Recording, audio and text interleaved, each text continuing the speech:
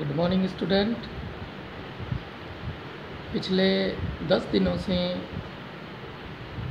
हमारे भारत देश में लगातार 20,000 प्रतिदिन कोरोना केस आ रहे हैं।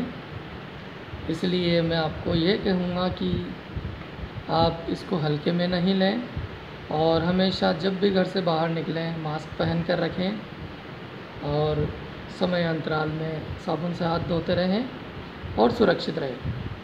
प्यारे बच्चों, आज हम बीएससी पार्ट सेकंड की पेपर सेकंड एंडोक्राइनोलॉजी के बारे में अध्ययन करेंगे। इसमें सबसे पहले हम इंट्रोडक्शन देखेंगे एंडोक्राइनोलॉजी का। Endocrinology is a branch of biology and medicine dealing with the endocrine system. बच्चों, सबसे पहले 1849 में अर्नोल्ड बर्थोल्ड नामक एक साइंटिस्ट ने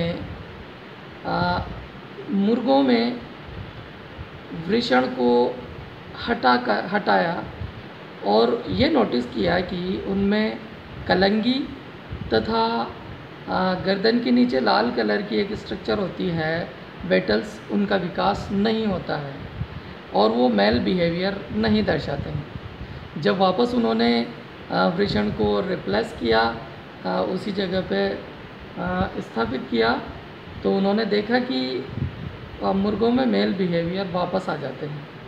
तो उन्होंने यह कंक्लूड किया कि टेस्टिस के द्वारा कुछ पदार्थ का स्त्रवण किया जाता है जो ब्लड को ठंडा रखता है और बॉडी को कार्यशील रखता है। इसके पश्चात 1849 में थॉमस एडिसन ने सबसे पहले एंडोक्राइन डिजीज़ को डिस्क्राइब किया। उनको फादर ऑफ एंडोक्राइनोलॉजी कहा जाता है।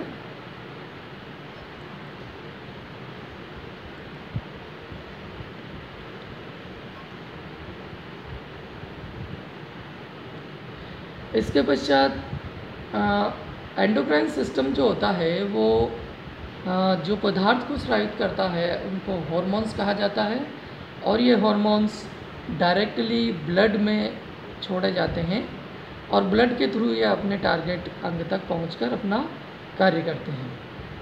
1902 में बैलिस स्टर्लिंग, 2 वैज्ञानिकों ने सबसे पहले सेक्रेटिन हार्मोन की खोज की और यह सेक्रेटिन हार्मोन छोटी आंत के एक भाग जेजुनम के द्वारा स्रावित किया जाता है और इसी के लिए सबसे पहले उन्होंने हार्मोन वर्ड का भी प्रयोग किया।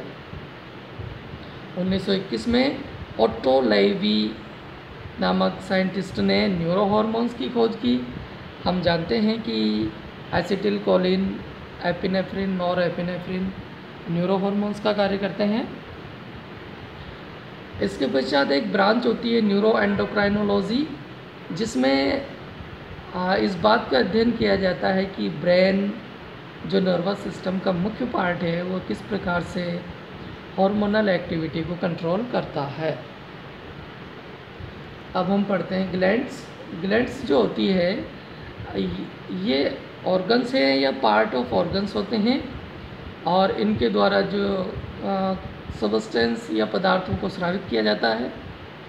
कोशिकाओं की संख्या के आधार पर ग्लैंड्स को 2 भागों में बांटा गया है।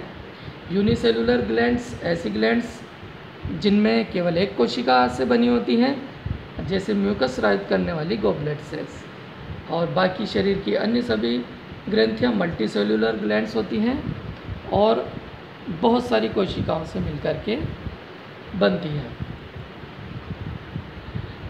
मल्टीसेलुलर ग्लैंड्स जो होती है उनको आगे 3 भागों में विभाजित किया जाता है: exocrine glands, endocrine glands and mixed gland. Exocrine glands epithelium के इन्वेजिनेशन से सभी ग्लैंड्स का विकास होता है, लेकिन एक्सोक्राइन ग्लैंड्स इन्वेजिनेशन के माध्यम से जो एक ट्यूब होती है उसी के माध्यम से ये एपिथेलियम की सतह पर खुलती है और अपना स्राव उस नलिका के माध्यम से एपिथेलियम की सतह पर भेजती है।